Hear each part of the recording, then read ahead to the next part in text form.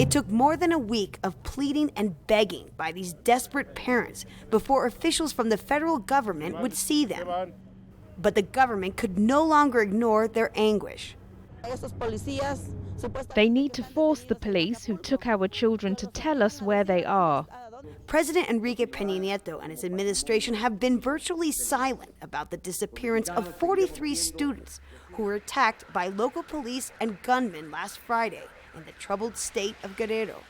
On Friday, the Minister of Interior promised federal assistance, but he refused to explain why it took so long for government action. We are not going to do an interview.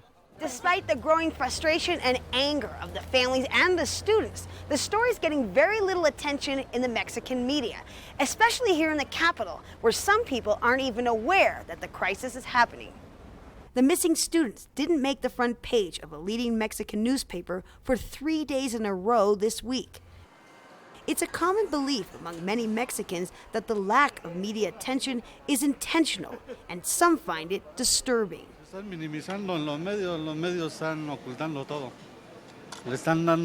The media is hiding everything. Instead, they are talking about other issues, creating a smokescreen, instead of telling us about what is happening with the students. Back in Guerrero, anger is growing. Earlier this week, protesters blocked major highways. They are now threatening to take over government buildings if they don't get answers as to why 43 students disappeared. Rachel Levin, Al Jazeera, Mexico City.